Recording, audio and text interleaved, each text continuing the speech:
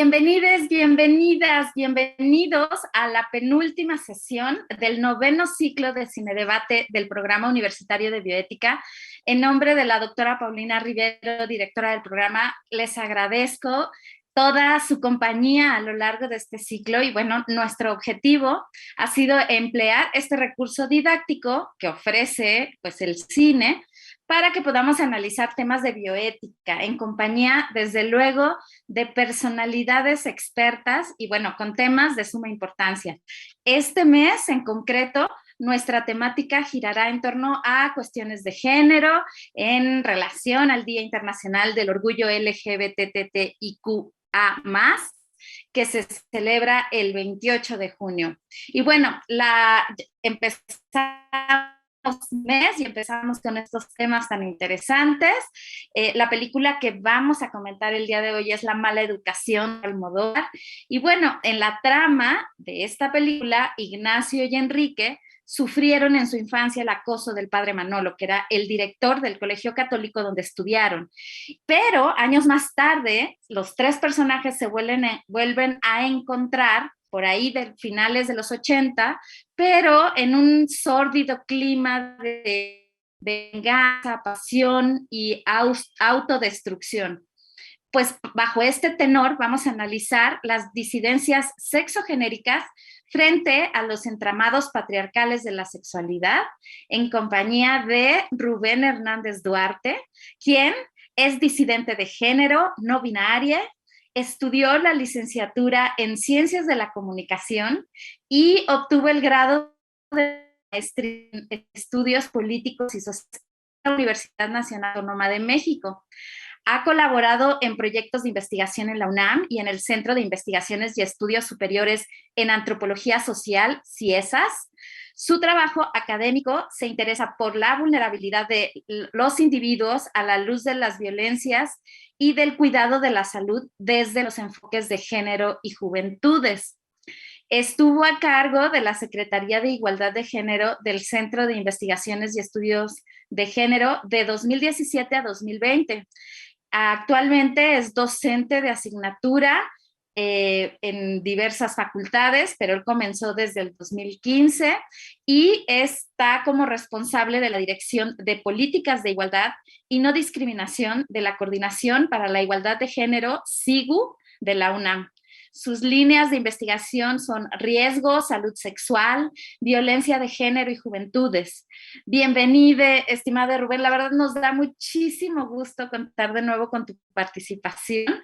Te agradecemos tu entusiasmo para difundir las humanidades y estos temas pues de avanzada, porque sabemos que el SIGU y que bueno, desde que estabas en el CIEG has estado trabajando con mucho ahínco, con mucha pasión, difundiendo todos estos temas y pues te agradecemos que estés participando en estas actividades de difusión cultural del PUB. Y bueno, Rubén, antes de darte la palabra, quiero pedirle a nuestra estimada audiencia que vaya anotando sus comentarios, sus dudas en relación a lo que nos comente Rubén y así una vez que él termine su comentario, pues pasemos a las preguntas, a los comentarios para que armemos un rico cinedebate que nos ayude a aprender más y a obtener más información y más formas de abordar las diversidades sexogenéricas. Muy bien, Rubén, pues adelante. Nuevamente bienvenido.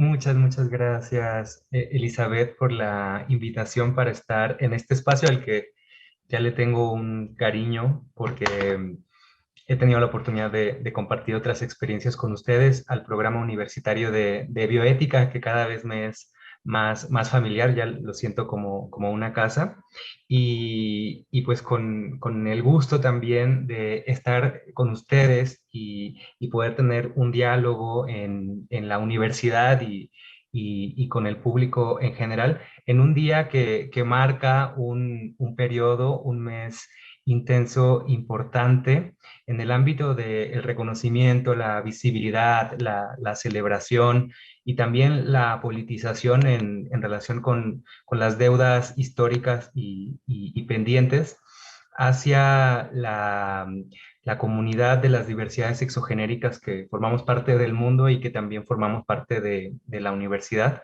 Hoy es 1 de junio y este día que marca el inicio de este mes nos permite intensificar toda una serie de reflexiones sobre la condición de las diversidades sexogenéricas en un mundo que se ha construido históricamente, al menos desde una genealogía occidental, en clave patriarcal y en clave binaria, y que eso pues representa toda una serie de condicionamientos y de constreñimientos sobre las vidas, las corporalidades, las existencias y las posibilidades de florecer, de crecer, de estar en el mundo en igualdad de condiciones para las diversidades sexogenéricas en su conjunto, ¿no?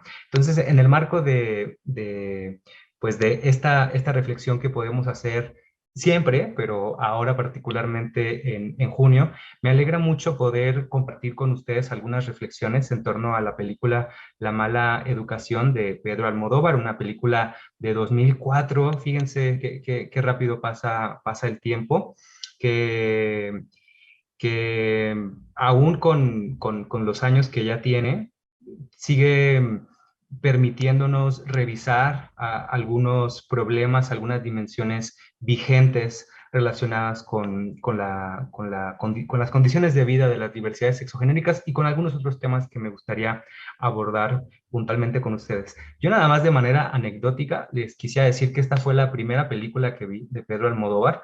La debí haber visto por ahí de 2005, 2006, cuando yo vivía en provincia, en Michoacán. Me acuerdo que la vi con la llave puesta de la puerta porque yo sentía que estaba viendo algo muy terrible que, pues que estaba prohibido y que podría suponer incluso en el mero hecho de verla, pues ya un problema para mi vida, ¿no? Y para estar en el mundo. Ya después vi muchas más películas de Almodóvar. Yo soy una persona fanática de su cine. Después, si quieren, les cuento cuáles son mis películas favoritas, pero Todo sobre mi madre, La ley del deseo, eh, Hable qué con otra ella, película? Hable con ella, sí, por Basilio supuesto. Lozano. Exactamente, sí. La piel que habito. La verdad que la cinematografía de Pedro Almodóvar es bien próspera y siempre en cada película hay una provocación para reflexionar, que es algo que yo agradezco mucho. En este caso, en el caso de La mala educación, pues tenemos una construcción cinematográfica que está a caballo, ¿no? Entre dos géneros, por un lado el drama y por otro lado el cine negro, y eso pues permite también crear toda una serie de tensiones eh, narrativas, con una serie de personajes que tienen unas condiciones específicas que también me parece importante problematizar. Pues miren, ya paso a paso a los puntos que yo quería compartir con ustedes. Son asuntos muy puntuales, que dividí en dos secciones. Primero quisiera hablar con ustedes sobre cuáles son, digamos, los ejes temáticos, los ejes de problematización que me parece que se pueden derivar de esta película. Y en segundo lugar, porque pues, me atreví, porque además es un tema que me interesa mucho desde el ámbito de los estudios de género y de las políticas de igualdad y de la militancia o el activismo antipatriarcal. Desde esos horizontes también quería construir con ustedes algunas reflexiones sobre ciertos dilemas éticos que podemos observar a la luz de esta película. Entonces, paso al primer eje de análisis, que serían los elementos a problematizar que al menos desde mi lectura alcanzo a ver en esta película. Dicho de paso, también pues agradezco estar en este espacio porque pude tener la oportunidad de revisitar esta película. Yo no la había visto desde hace más de 10 años.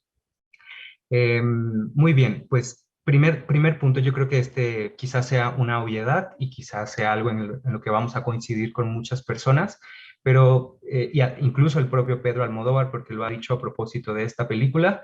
Esta película tiene un primer contenido a problematizar muy fuerte, que tiene que ver con cómo se ha construido históricamente el amor y el erotismo, y cómo el amor y el erotismo en clave patriarcal, es decir, mandatado por ciertas disposiciones de cómo se erotiza, quién puede erotizar, a través de qué posibilidades, con qué corporalidades, en qué contextos, y qué entendemos como amor, pues nos permite identificar cómo cuando deseo y amor se construyen en dinámicas patriarcales, muy rápido dejan ver, permiten observar la dimensión del maltrato, la dimensión de la asimetría, la dimensión del abuso, ¿no? Esta es una película en la que el amor y el maltrato, donde el amor y la posibilidad de dañar a un ser que se concibe como deseado o como amado es grande, ¿no? Y la verdad que me recuerda mucho a un libro de Bell Hooks que se llama Todo sobre el amor, que yo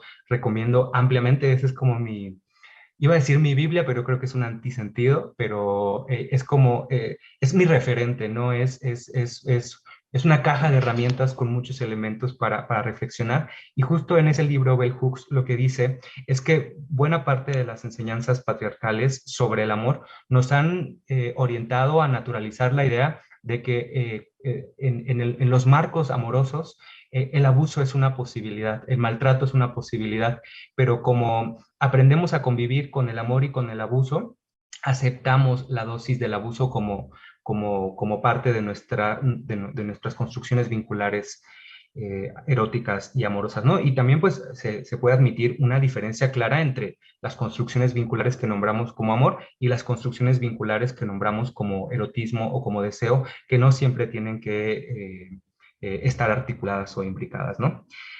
Muy bien, ese sería el primer punto. El segundo, que seguro también ustedes lo habrán advertido, tiene que ver con cómo se construyen relaciones eróticas y cómo se construyen relaciones incluso sexo afectivas o meramente sexuales, de manera en espacios que se elaboran desde la simetría, y acá lo que podemos observar es ciertos fenómenos, ¿no? Que están asociados con este eje de problematización.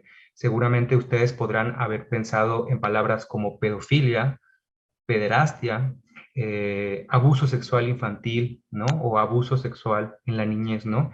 Y qué significa la construcción de relaciones eh, que permiten el contacto sexual entre personas adultas y personas menores de 18 años que conocemos como niñas, niños, niñas, y cómo eso es posible en una sociedad patriarcal, ¿no? Creo que eso es algo, ese es un tema fuerte que toma que toma la película y que además con un tono que permite la problematización, ¿no? El tercer eje de problemas que identifico tiene que ver con cómo se construyen algo que podríamos nombrar como los mundos intragenéricos. Es decir, por lo general en la calle, en ciertos espacios de convivencia cotidiana de nuestro mundo, interactuamos mujeres, hombres y diversidades sexogenéricas, ¿no? Estamos en el mundo de manera congregada en nuestras diversidades, ¿no? En un sentido amplio de diversidades, ¿no? Todo tipo de personas. Sin embargo, esta película, no sé si ustedes lo notaron, pero está fuertemente concentrada en el horizonte de la construcción vincular intragenérica entre hombres o entre personas que tienen una genealogía masculina o una corporalidad que leemos desde la categoría hombre, varón, ser masculino, ¿no? Aun cuando hay uno de sus personajes, justo el protagonista, la protagonista, Ignacio Sahara, en su propia construcción disiente, ¿no? Se escapa, se fuga de esa categoría, la categoría hombre, la categoría masculino, ¿no? Y bueno, esta película nos permite ver es cómo se vinculan los hombres entre sí, ¿no? Cómo se vinculan los hombres a partir del mandato de la masculinidad y cómo las relaciones intragenéricas, es decir, entre hombres, entre un grupo sexogenérico específico, están articuladas a partir de una red de jerarquizaciones que permiten la posibilidad de, eh, de de fórmulas asociadas al ejercicio de la violencia, de formas asociadas al ejercicio del poder y de jerarquización entre diferentes condiciones de masculinidad, lo cual pues, nos habla de un universo que merece ser problematizado. Ya ha sido problematizado por los estudios de género, el ejército, el narco, pero acá pues lo que vemos es qué pasa en espacios intragenéricos eh, como las escuelas para puros hombres, ¿no? Desde lo que entendemos como hombres en clave binaria. Lo siguiente tiene que ver con algo que me parece que no necesariamente se abunda en la película, pero que sí se alcanza a ver a partir de ciertos elementos. Tiene que ver con cómo son las vidas de las diversidades y disidencias sexogenéricas cuando podemos hacer una lectura de, de estas vidas arrojadas a un mundo que es desigual y precarizante, ¿no? A mí me parece bien contrastante cómo termina siendo la vida de Ignacio Zahara y cómo termina siendo la vida de Enrique. Si se fijan, aunque no queda muy claro en la narrativa y no se alcanza a observar que una cosa es consecuencia de otra, aquella diversidad encarnada desde la posición cisgenérica de un hombre homosexual, eh, artista, parece que termina construyéndose desde el privilegio, ¿no? Desde la posibilidad de tener una vida económica eh, bastante llevadera, ¿no? Y un éxito profesional que se puede ver en la película. Y por otro lado vemos cómo es la vida, cómo se arroja a la precariedad la vida de Ignacio Luego Zahara, que es al final de la película una mujer trans y que en su transición pues parece ser que su vida va arrojándose y encontrándose con menos posibilidades de eso que sí logra tener Enrique muchas más posibilidades de vivirse en una precariedad que incluso la lleva a la muerte. Finalmente ella es la personaje que termina siendo asesinada, ¿no? Y por último, el último eje no, ese es el penúltimo eje de reflexión, tendría que ver con cómo son los contextos heterosis normativos que constriñen y precarizan estas vidas, ¿no? ¿Cómo es la vida de una persona que encarna alguna diversidad sexogenérica en un mundo donde fugarse de las normas sexogenéricas tiene costos, ¿no?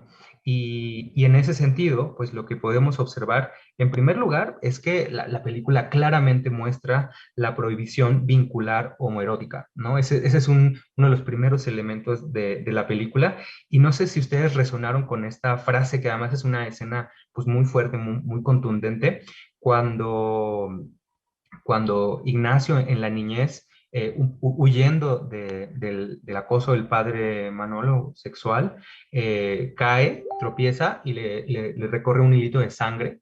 Y entonces este hilito de sangre dice que es un hilo de sangre que dividiría su cabeza, pero que más adelante terminaría como dividiendo su vida, ¿no? Que esa situación que vivió en la niñez terminaría siendo una condición fuerte que marcaría sus posibilidades de ahí en adelante, ¿no? Lo siguiente tiene que ver con dónde y dónde pueden estar, dónde pueden ser reconocidas, valoradas las personas trans. No sé si recuerdan también esa parte donde una imitadora en un centro nocturno trans, cuando Juan se acerca a ella y le dice que quiere aprender, ¿no? Que quiere aprender ciertos ademanes de, de la vida trans para poder después impersonar el personaje que estaba intentando conseguir. Y esta persona dice, mejor denme el papel a mí, ¿no? Y eso pues tiene que ver con justo cómo las vidas trans están arrojadas a cierto espacio, a ciertos lugares. Parecía que las personas trans solo pueden estar en un espacio nocturno, en el trabajo sexual, en las estéticas, ¿no?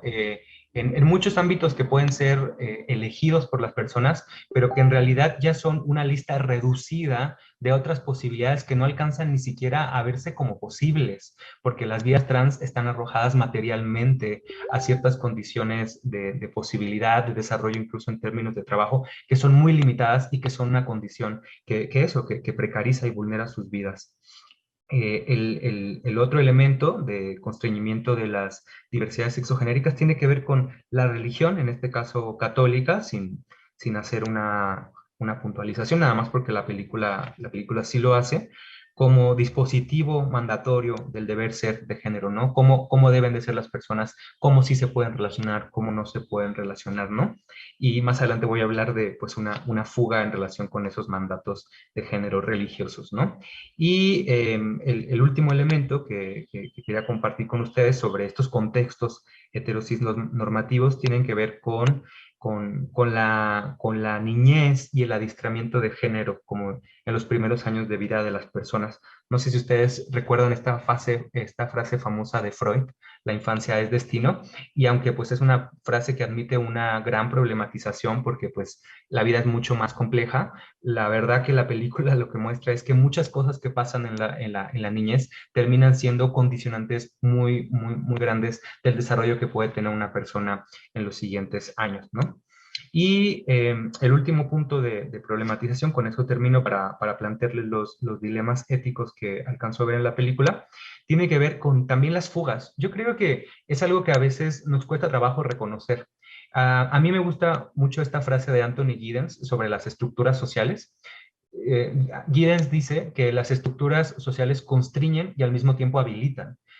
Parece ser como una contradicción, ¿no? Parece ser eh, que hay algo que no hace sentido cuando hablamos de estructuras, pero en realidad lo que sabemos quienes nos dedicamos a los estudios sociales, a las investigaciones sociológicas, es que en realidad las normas sobre nuestra vida social tienen un fuerte condicionamiento, pero nunca llegan a ser absolutas como para que no podamos establecer relaciones de agenciamiento que nos distancian de esas normas. Obviamente muchos distanciamientos de esas normas tienen consecuencias sobre nuestras vidas, consecuencias disciplinatorias, ¿no? Consecuencias en términos de sanciones, pero también la verdad es que las estructuras nunca son tan rígidas como para que no podamos posicionarnos en relación con ellas, sobre todo en sociedades como las nuestras, donde se admite una alta pluralidad y una alta posibilidad de desarrollo individual, ¿no? Como las sociedades capitalistas occidentales. Y en ese sentido yo creo que el personaje de Ignacio y después Sahara nos permite identificar una fuga al mandato sexogenérico. Me acuerdo mucho de esa frase, de esa parte cuando dice, ya no creo en el cielo ni en el infierno.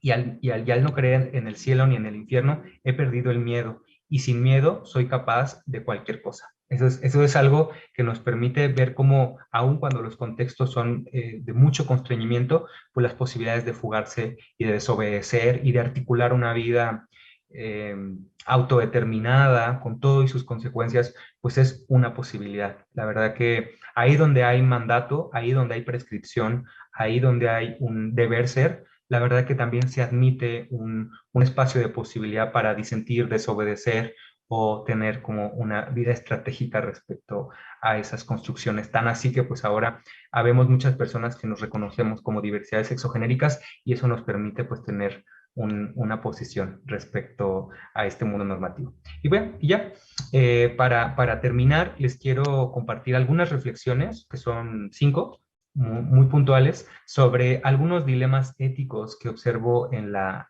película y que yo creo que nos pueden ayudar a que más allá de que la podemos disfrutar, nos puede estimular en términos de pues un discurso narrativo, audiovisual, que tiene todos sus elementos. Y quizás yo no me estoy centrando en esas dimensiones técnicas en este momento. A reserva de eso, yo creo que como materia prima para poder hacer un análisis, nos da un montón de elementos la película que yo agradezco porque siempre la posibilidad de pensar, provocarnos y reflexionar, pues es algo que estimula mucho y nos permite seguir creciendo pues en este camino que estamos construyendo, ¿no? De estudio, de politización y de reflexión ética. Lo primero tiene que ver con una vez que hemos visto pues los presupuestos y los problemas en relación con el amor y con la vida de las diversidades sexogenéricas y con el erotismo, pues creo que el primer desafío ético que nos presenta esta película es cómo podemos construir ficciones y representaciones de las diversidades sexogenéricas sin romantizar ni estigmatizar. Y creo que esta película nos permite hacer esto. Es decir, ¿qué pasa con estas películas donde las diversidades sexogenéricas hacemos todo bien y todo es maravilloso en nuestras vidas y solo por ser diversidades sexogenéricas ya tenemos una condición moral superior que las personas que no se encarnan desde la diversidad sexogenérica, ¿no? Eso es algo que nos impediría problematizarnos y colocarnos y situarnos como subjetividades que también estamos generizadas y que también tenemos una genealogía patriarcal que necesitamos estar sistemáticamente pensando para desobedecer, para identificar y desobedecer sus mandatos, ¿no? Pero al mismo tiempo, ¿cómo logramos no romantizar, pero al mismo tiempo y de la misma manera no estigmatizar? Y creo que esta película no llega a la estigmatización porque lo que yo observo es que la película crea un universo donde hay problemas, un universo donde hay una historia y donde un universo donde el punto cero, el comienzo de los problemas ocurre desde el entendimiento del abuso de una persona que ha aprendido a relacionarse verticalmente desde los propios aprendizajes del patriarcado, ¿no? Entonces creo que eso nos permite también tener una lectura pues de las estructuras, de la forma como normativamente está construida la sociedad y las relaciones de género. También podemos reconocer que los personajes, algo que me parece positivo de la película, es que los personajes son complejos e interactúan en contextos, y eso también evita la tentación de romantizar o estigmatizar. Y el último punto que tiene que ver con cómo construir ficciones y representaciones de las diversidades sexogenéricas que no romanticen ni estigmaticen, tiene que ver con que el tratamiento de la película no permite responder de manera categórica sobre los personajes. Es decir, sabemos cosas de ellos, de ella, pero no lo sabemos completo y en ese sentido nos quedamos con la impresión de que hay una serie de acontecimientos que han ocurrido que llevan a un desenlace trágico, pero en el devenir de esa historia, en realidad las personas van aportando elementos, pero nunca tenemos la visión completa. Y eso, y no tener la visión completa de la historia nos permite pues no ser tan contundentes y no tener una visión tan categórica sobre las personas. Además de que los personajes entre sí tienen una serie de contrastes, ¿no? Ahí donde Juan se aprovecha de una situación, quizás Enrique tiene una posición más curiosa y Sahara pues, e Ignacio antes pues tienen toda una complejidad también que se relaciona con la transición, con una condición de victimización en un momento y más adelante pues también con el rencor en relación con cosas que han ocurrido, ¿no? Y pues eso es complejizar a los personajes. El segundo dilema ético de estos 5 que tengo para compartir con ustedes tiene que ver con cómo problematizar los vínculos erótico-afectivos, ¿no? Creo que esta película nos muestra, nos permite reflexionar sobre lo terrible que pueden ser las relaciones, las construcciones vinculares en nombre de eso que llamamos o reconocemos como deseo o como amor. Y ahí creo que tenemos la pregunta de cómo podemos no vincularnos de esa manera, cómo podemos vincularnos de una manera que no sea patriarcal. Y justo eso me permite hacer una aclaración, porque a mí seguido me lo preguntan cuando doy charlas sobre diversidades sexogenéricas, y es que vayamos aprendiendo a nombrar y a reconocer que hay ciertas prácticas eróticas, hay ciertas prácticas sexuales o de intimidad que no son parte de lo que entendemos como diversidades y disidencias sexogenéricas, porque cuando hablamos desde un punto de vista ético-político de diversidades sexogenéricas, perdón, antipatriarcal, siempre nos referimos a un ámbito de posibilidades que tienen como base la autonomía y que tienen como límite la autonomía de otra persona. Y cuando hablamos de pedofilia, de pederastia, de abuso, ninguna de esas dimensiones forman parte de la diversidad sexogenérica. No forman parte porque no están construidos bajo los presupuestos de la autonomía, ni propia, ni de alguna persona con la que se vincula. Ahí donde hay violencia, ahí donde hay abuso, no nombramos diversidad sexogenérica. Lo que sí sabemos es que hay diversidades sexogenéricas que desde ciertos lugares pueden ejercer violencia, podemos ejercerla porque no somos personas aisladas del marco patriarcal, pero atribuirle maldad, atribuirle abuso o atribuirle cierta forma de vinculación que implica maltrato a las diversidades sexogenéricas también ha sido una estrategia para desacreditarnos, ¿no?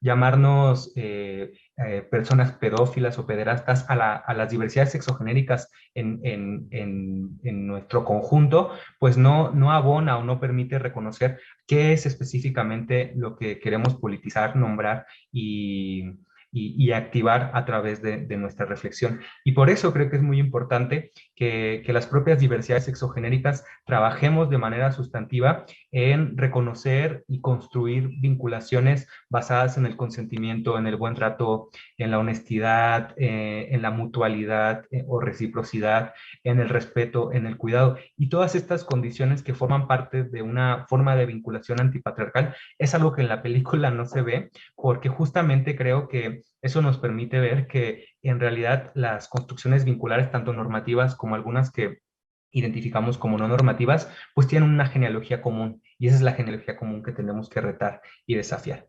Ya para ir cerrando, eh, creo que hay algo que me hizo mucho ruido esta segunda vez que vi la película, que tiene que ver con cuáles son las herramientas. Es algo que estamos disputando mucho más en el presente, quizás en el 2004 no era una discusión tan fuerte, pero tiene que ver con qué herramientas tenemos disponibles para nombrar y enunciar a las diversidades sexogenéricas.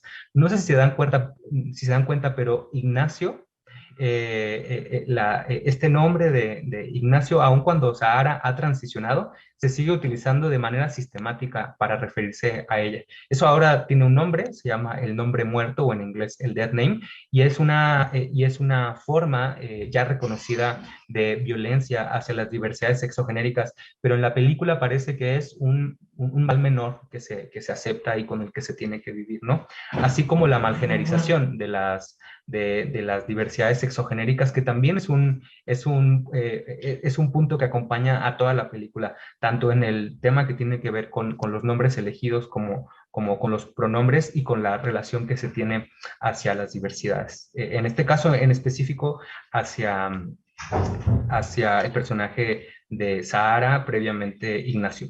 Y bueno, ya para terminar, el último punto que tengo para compartir sobre algunos dilemas éticos que identifico en la película, pues quisiera nombrar que pues, me parece que reflexiones en torno a películas como estas nos permiten hablar o abordar la necesidad de que construyamos desde el propio ámbito de las diversidades sexogenéricas una ética política antipatriarcal que nos permita también identificar cuáles son, aun cuando seamos diversidades sexogenéricas, los dilemas éticos que encarnamos al momento en el que nos vinculamos y cómo la posibilidad de liberarnos de ciertos mandatos, sobre todo relacionados a cómo nos podemos vincular y a cómo podemos desear, cómo esa liberación pues no puede estar completa en la medida en que no nos emancipamos también de formas convencionales de entender al deseo y el amor que están basadas en el abuso, que están basadas en el maltrato. Y creo que pues en resumidas cuentas, eso es lo que yo podría aportar para la reflexión. Uy, fantástico, Rubén. La verdad es que me ha encantado todo lo que has mencionado, todo el desglose y todo el análisis puntual de las problemáticas, los dilemas que nos encontramos y que son cuestiones que yo de verdad no me había puesto a reflexionar y pues me gustó mucho y también observo los comentarios de nuestra estimada audiencia. Hay varias cuestiones interesantes. Daniel Iñaki menciona, wow, yo recuerdo los comerciales de esta película y también sentía que pecaba, ¿no?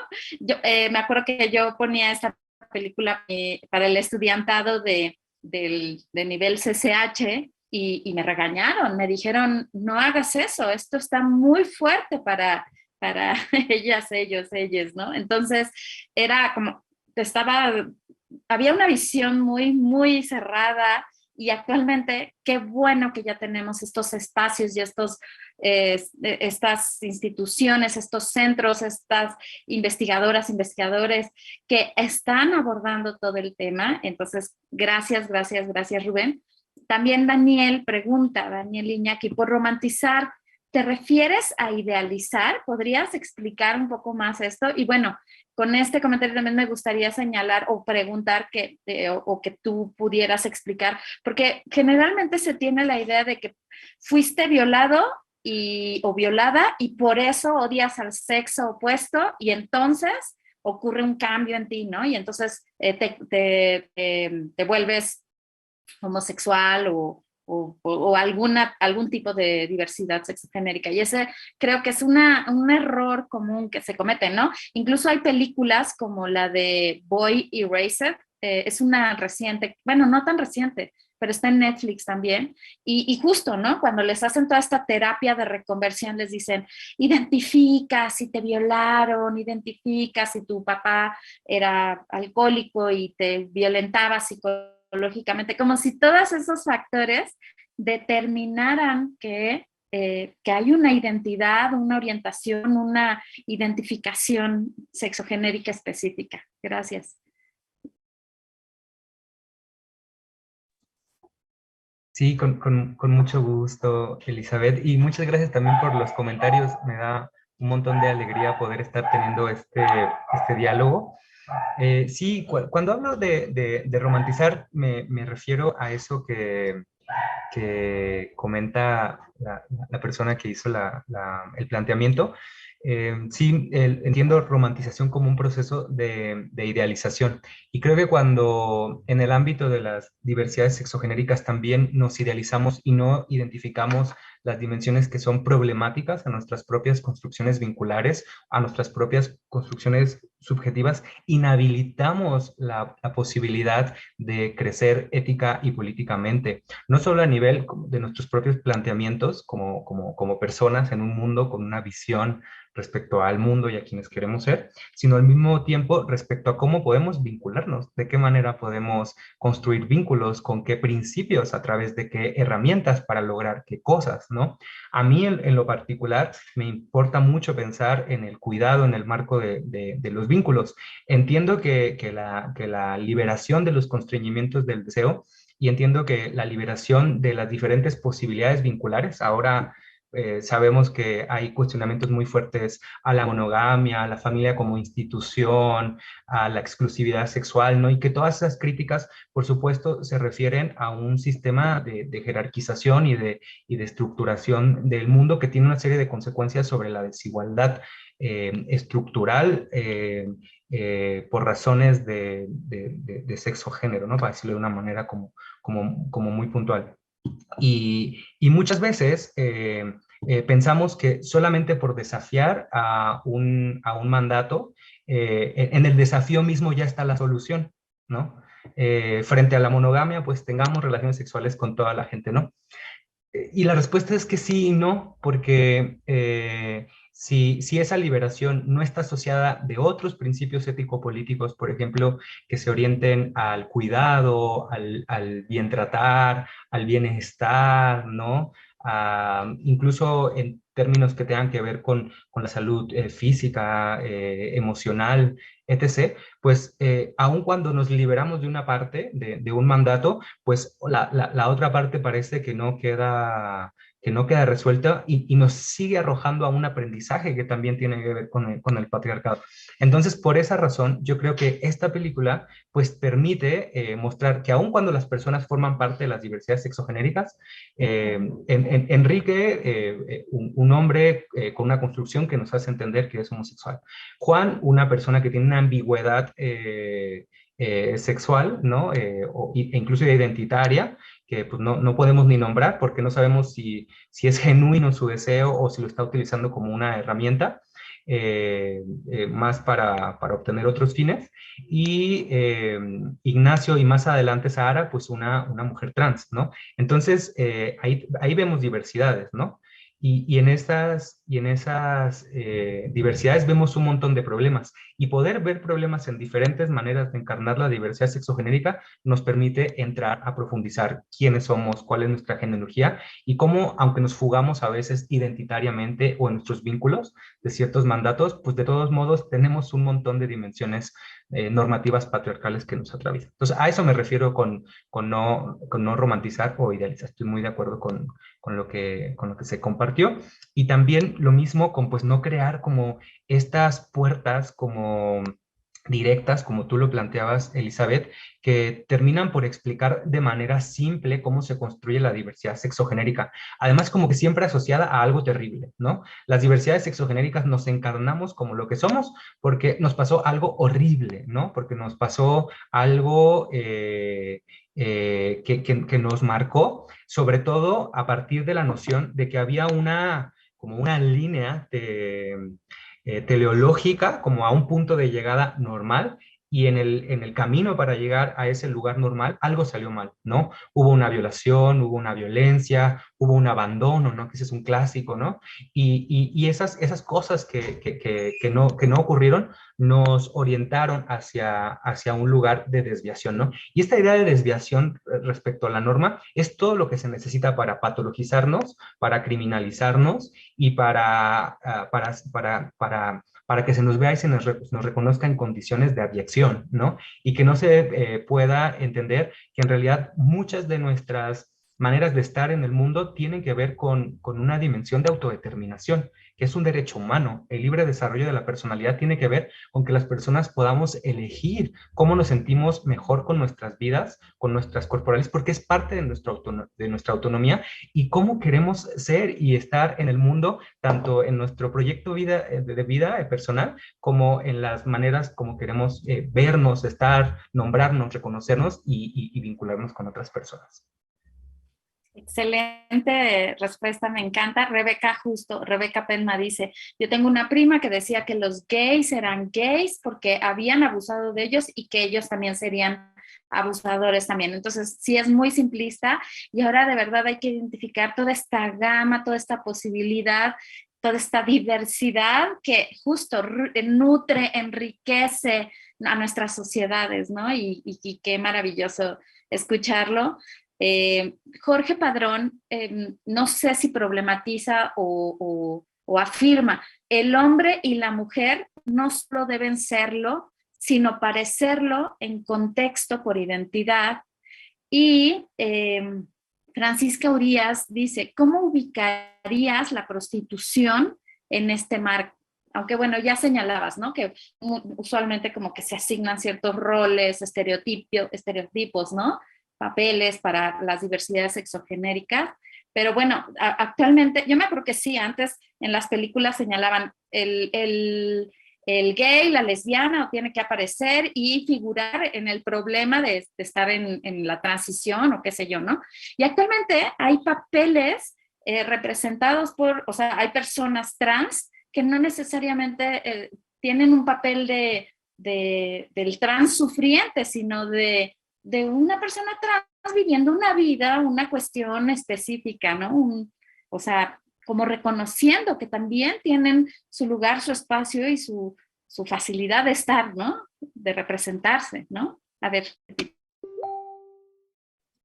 Sí, sí, la verdad que en el ámbito de las diversidades sexogenéricas está ocurriendo en este momento un debate súper rico sobre el derecho a la representación y a la autorrepresentación pues en los diferentes lenguajes y discursos, sobre todo mediáticos y masivos en nuestro mundo.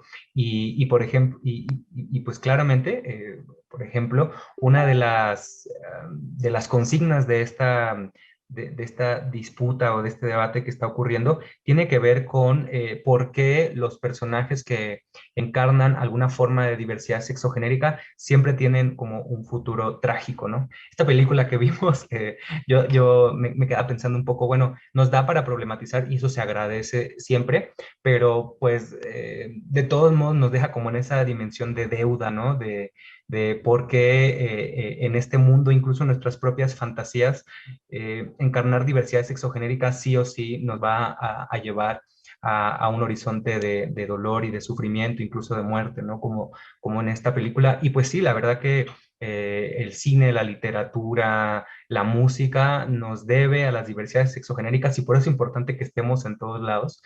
Nos debe pues una representación que también dé lugar a la celebración, que también dé lugar a identificar nuestro agenciamiento, que también dé lugar a identificar cómo frente a estructuras a veces rígidas podemos también tomar decisiones poco sospechadas y esas decisiones pueden significar emancipación y liberación que nos abre otra posibilidad. Y cómo también cuando las diversidades nos encontramos con diversidades podemos crear mundos alternativos, ¿no? Mundos que no se parecen a esos que nos han causado dolor, sino mundos donde tenemos otras posibilidades.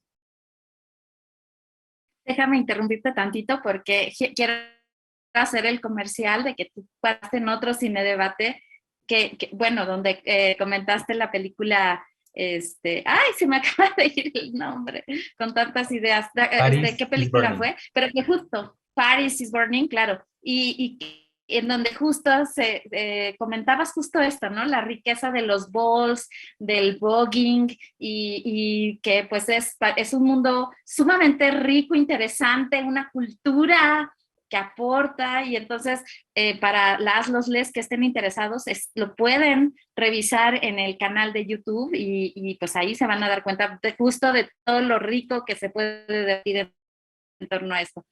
Adelante, Rubén, ahora sí, para la segunda parte de este comentario, de pregunta, o ya la respondiste, ya no supe. Sí, ya está. Cuando hablaban de la prostitución. Ah, sí, sí, es cierto, se me estaba olvidando. Claro, Francisca Urias decía, ¿cómo ubicas la... perfecto. Sí, sí, con mucho gusto. Yo creo que la película también es atinada en la manera como aborda pues esa dimensión problemática de, pues de la historia, aunque también hay una parte que es bastante problemática. No sé si se acuerdan cuando como en este flashback a la niñez, cuando ahí todavía parece que es la voz de Ignacio, o ya es Sara, no me acuerdo, pero bueno, vamos a decir, Sara está recordando su niñez, refiere que para conseguir que el padre Manolo no expulse a Enrique, pues acepta tener pues una serie de contactos eróticos, ¿no? con el padre. Y es muy problemático porque además dice, esa es la primera vez que me vendí, ¿no? Que me vendí para, pues como en este mundo, ¿no? Como una forma como de sobrevivencia, como una forma estratégica. El tema es que una persona que es menor de 18 años no se puede vender, ¿no?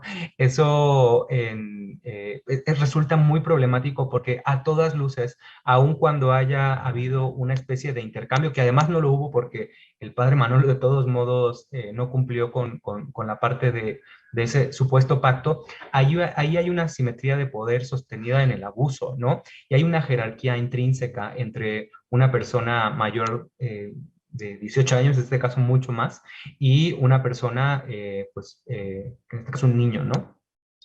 Y ahí pues yo creo que a veces tenemos que ir calibrando y ir ajustando nuestras categorías éticas y políticas, porque donde podríamos hablar de prostitución, en realidad estamos hablando de explotación, de violación y de abuso a una persona sobre la base de un supuesto intercambio, pero que no está hecho ni en una condición de autonomía, porque si claramente Ignacio no hubiera aceptado tener esas interacciones sexuales con el padre Manolo si las condiciones no hubieran sido otras, ¿no? Si las condiciones hubieran sido otras, perdón.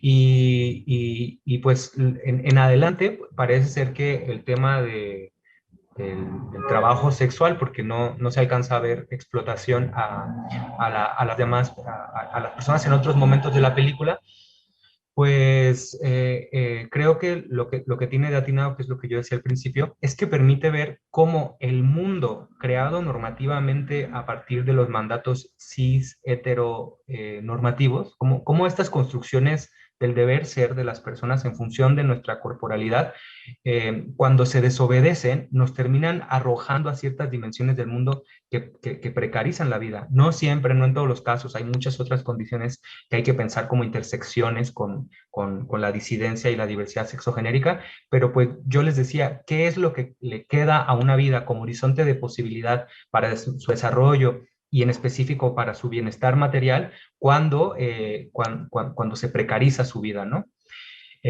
Obviamente no es el mismo caso de Sahara que el de Juan, por ejemplo, porque pues ahí estamos viendo toda una serie de intercambios autónomamente decididos y que pues, nos permiten ver pues, la complejidad de vivir en un mundo en un montón de entrecruces de desigualdades. Justo acabas de responder una pregunta que hizo Daniel Iñaki en torno a la relación esta que tenían el padre Manolo y Sara, ¿no? Daniel Toledo dice, el problema para nosotras, las diversidades sexogenéricas, es que estamos bajo el yugo de seguir los estereotipos para ser validades, ya que si no los sigues, invalidan tu identidad, lo que eres. Entonces habría que deconstruir la concepción y los roles tan binarios que tenemos, totalmente de acuerdo, ¿verdad, Rubén? Y dice, entonces todo tendría que ir interrelacionado, es decir, para que las personas trans tengan una vida más plena, habría que deconstruir plenamente la cis heteronomía, ya que como personas trans, ya sea binarias o no, siempre está ese temor a no ser leído como en un mundo ideal dejaríamos todo en solo ser sin importarles demás, ¿no? Pero están existen estos discursos de crímenes de odio. ¿Qué opinas, Rubén? Coincido plenamente con la visión que está planteando Daniel en su comentario. De hecho, pues la verdad es que siento que ya en el propio planteamiento aborda dimensiones bastante sólidas para reflexionar sobre el mundo en el que vivimos y cómo ese mundo pues sí termina siendo una condición importante de posibilidad o imposibilidad para nuestro pleno desarrollo. En el caso de las diversidades sexogenéricas, les comparto plenamente, sí, les comparto de manera ejemplificada. En el caso de las personas trans, pues por supuesto, hay un marco cis heteronormativo que es el telón de fondo sobre el cual pueden desarrollar su vida. No sé si ustedes lo sepan, pero ha habido protestas, por ejemplo, en escuelas, porque grupos de madres y padres de familia están en contra de que profesoras trans tengan contacto con, con sus hijas, hijos, hijes, porque consideran que eso sería pues una dimensión de contacto sexualizado con alguna dimensión pues como desviada o pervertida del ser y estar en el mundo, ¿no? Eh, la verdad es que eso nos hace preguntarnos pues cuál es el mundo, cuál es el lugar donde podemos desarrollarnos y vivir plenamente las diversidades sexogenéricas y por supuesto que lo que se nos adeuda es un mundo que no solo en términos de las personas que disentimos las normas, también permita que esa interpelación ocurra a nivel de las estructuras, de las instituciones, de las normas, tanto las formales como las implícitas, ¿no?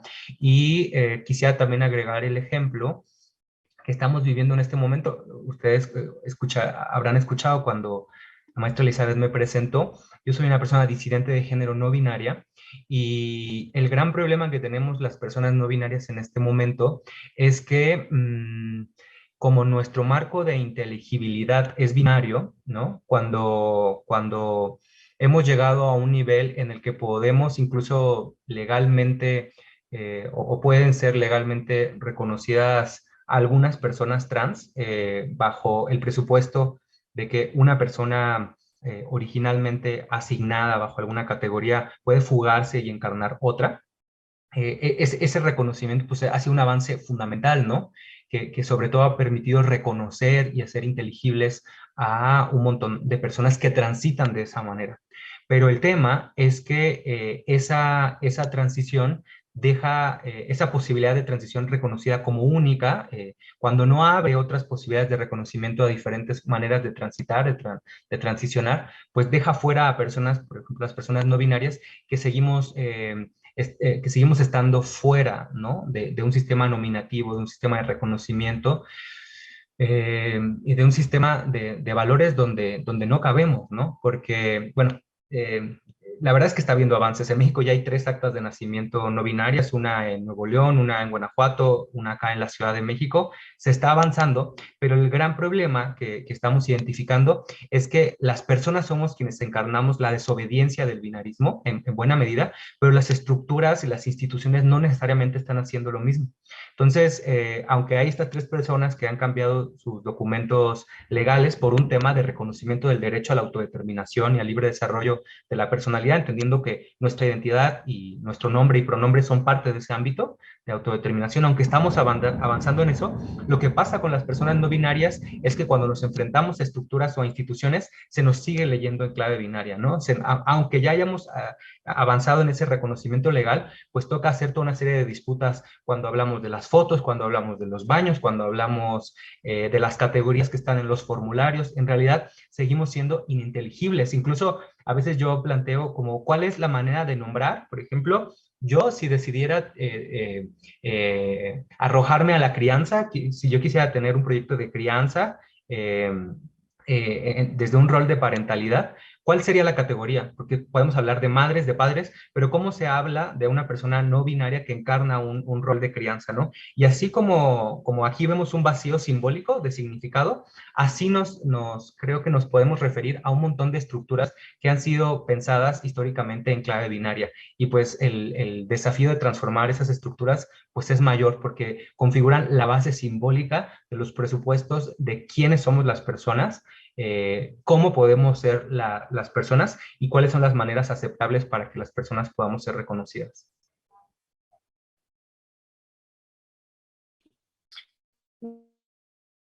Que hay gente como tú y también que informa los temas. Solo hacer una última pregunta de nuestra audiencia, porque bueno, agradecemos mucho Dulce Zavala, interesante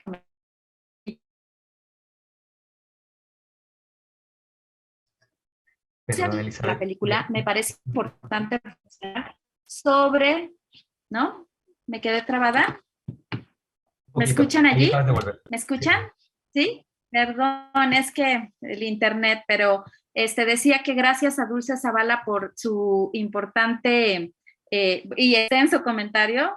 La verdad es que ahorita, para fines de tiempo, me gustaría leer una última pregunta de Alexandra Yablonska. Ella pregunta, aunque no sea el tema de la película, me parece importante reflexionar sobre las implicaciones éticas del poliamor. En una relación tan compleja entre muchas personas, ¿hay lugar para el autocuidado y el cuidado de la otra, el otro, el otro? Equinas.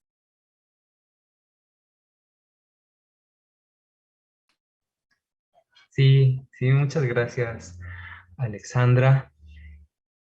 La verdad que es un tema que he estado reflexionando mucho, mucho, de manera intensa desde hace meses, porque sabemos que hay, en relación con los diferentes movimientos de cuestionamiento a las estructuras patriarcales, hay un bloque importante de personas y de activistas que están o estamos politizando y creando reflexiones o espacios para hablar sobre las posibilidades de construir vínculos emancipados de las normas patriarcales que al mismo tiempo sean vínculos éticos, ¿no?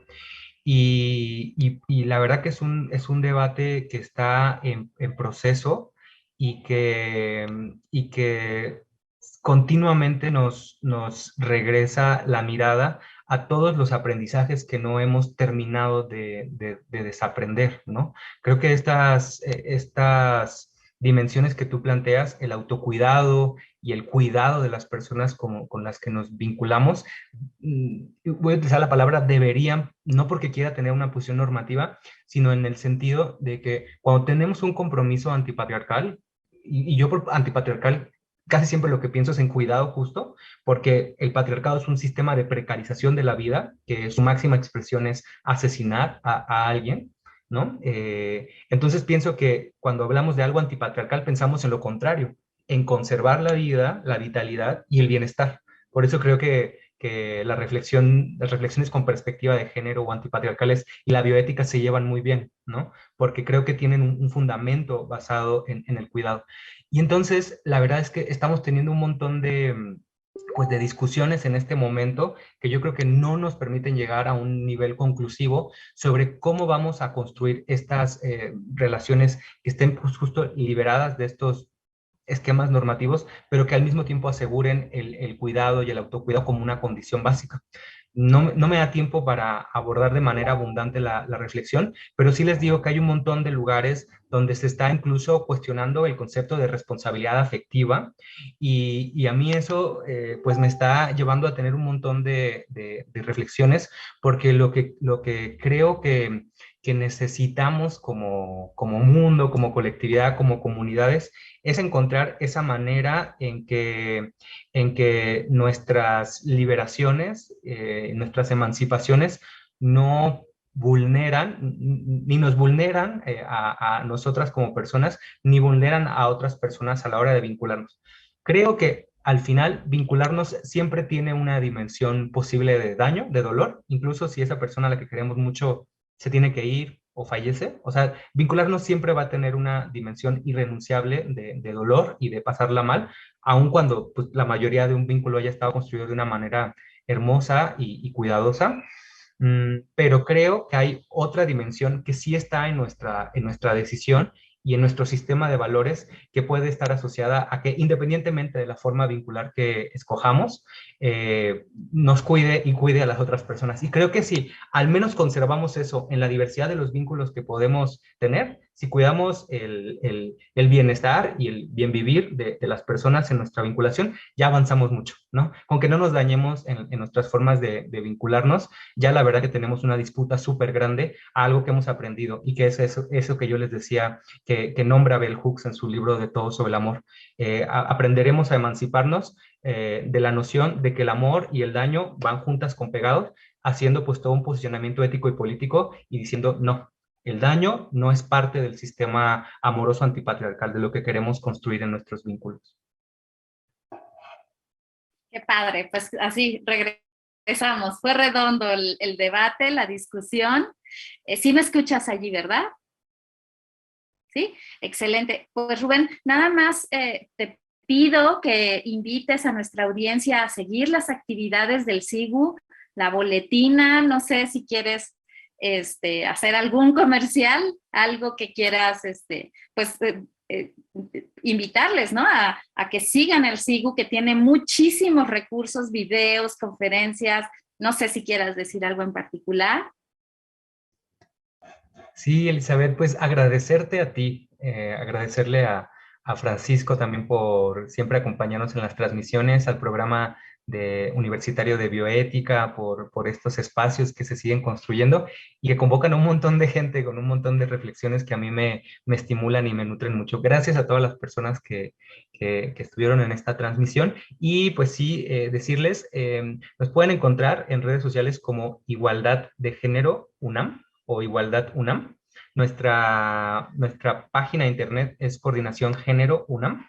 Y en este mes, hoy justo acabamos de lanzar la boletina especial sobre las actividades con motivo del mes del orgullo de las diversidades sexogenéricas. Hay más de 150 actividades o más de 180 actividades en toda la universidad. De hecho, el programa de bioética es una de las, esta actividad de hoy es una de las actividades que dan banderazo de salida al mes, así que lo celebro con mucho gusto. Y pues bueno, en nuestras diferentes redes y espacios pueden encontrar un montón de información, incluida la que tiene que ver con diversidades sexogenéricas.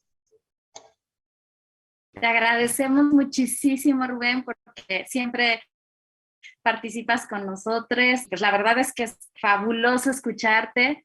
De verdad, yo creo que hemos aprendido mucho. Sí queda una deuda, pero no está pendiente porque yo creo que vamos a aprender mucho si nos incorporamos a estas actividades a las que nos estás invitando, ¿no? Entonces, maravilloso. Gracias, gracias, gracias. Gracias a nuestra audiencia por sus comentarios, por sus preguntas. Y bueno, queda todavía esta cordial invitación a la última sesión del 9º ciclo de Cine Debate, que se va a llevar a cabo el miércoles 15 de junio en este mismo horario, y también vamos a seguir con esta temática de las diversidades sexogenéricas, del orgullo, del mes del orgullo de estas diversidades, y vamos a analizar esta película ganadora de un Oscar, El poder del perro, con el comentario de la licenciada Carla Amosurrutia, también del SIGU.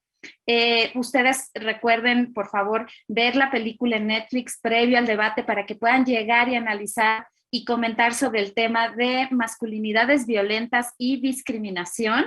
Y bueno, la invitación perpetua, latente, a que sigan nuestras redes sociales también del PUB, en YouTube, Facebook, Twitter, las cápsulas de bioética para niñas y niños, el canal de TikTok, el ciclo de entrevistas Mujeres en la Bioética, que próximamente en donde estará próximamente la doctora Beatriz Banda, la columna del PUB en el periódico digital Animal Político. Y pues sí, muchas gracias a Paco, a David, tras bambalinas, a Liz, a Andy, a todo el equipo maravilloso del PUB que me ayuda con la logística de estas sesiones. Y bueno, Rubén, nuevamente gracias a todas, todos, todes, que pasen excelente tarde-noche, y les esperamos en 15 días en esta sesión de Cine Debate, y pues que asistan a todas estas actividades del mes del orgullo. Gracias.